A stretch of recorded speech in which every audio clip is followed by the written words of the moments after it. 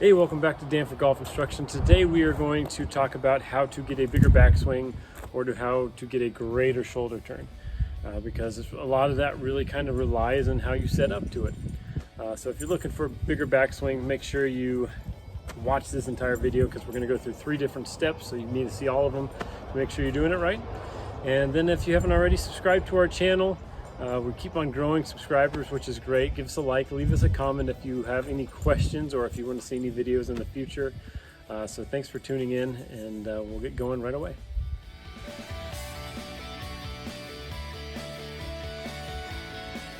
All right, so one of the first things that we look for to help you get a greater shoulder turn, one of the things I look for if somebody's struggling with it, is how their hips are set up at setup, okay?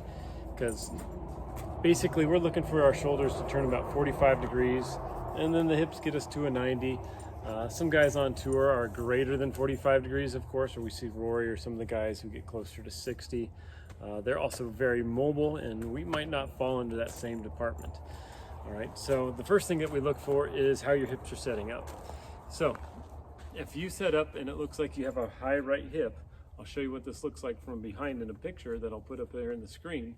Okay, or what a right hip that looks high like this.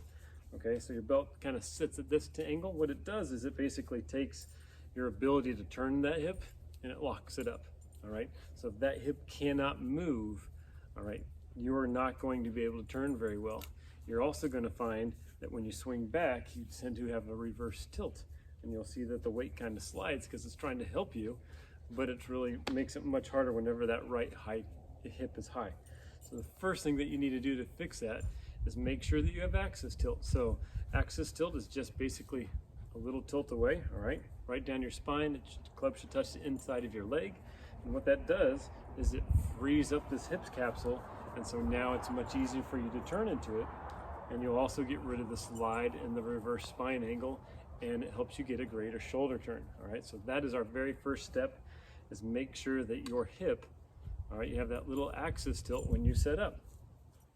The next thing that you can do to help you get a greater shoulder turn is kind of what you do with your feet, all right? We always see a lot of players with the back foot being straight, all right, or perpendicular to our target, which is fine. I like it to look that way.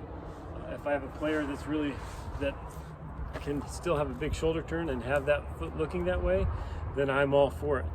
But if we're a little bit older and we're trying to get a little bit more turn, we're going to try to free up our hips a little bit. So you're going to take that right foot and you're going to flare it out a little bit. It depends on how much you want to flare it out. 10, 15, 20, 30 degrees. It doesn't really matter. It's just whatever helps that right hip turn. If you haven't kind of figured it out, our hips play a big role in how much our shoulders can turn. All right, so when you set up, we'll add that axis tilt. All right, we're going to flare open our right leg a little bit, right, and that's going to help us get a bigger turn already because our hips are going to be able to move more now. Third and final key is to help us get those shoulders turning more is how you turn the shoulders. All right, so if you're somebody who kind of stands up and you tilt down a lot, all right, tilting is not really turning. I'll post a link or a video description up in the card on a video that I did a long time ago about the difference between turning and tilting. All right, tilting puts a lot of stress on your back and it's not actually turning, correct? Okay, so one thing that you might try changing if you bend over a lot, all right, it's harder for you to turn when you bent a lot, so I want you to feel like you stand a little bit taller, and when you turn, you're going to feel like your shoulders turn more level. Okay, that's going to help you turn more. If they're turning this way, you're going to not turn as much. It's a little bit harder on your spine, and it kind of doesn't free up your thoracic spine, or basically your shoulders, to turn as much. Okay, so stand a little bit taller. Try to feel like that right shoulder turns more behind you at kind of more of a level angle. We still want to have a little bit of a tilt to it, right? Because it's a marriage between tilting and turning when it comes to golf. So kind of make sure it feels like it's the right angle.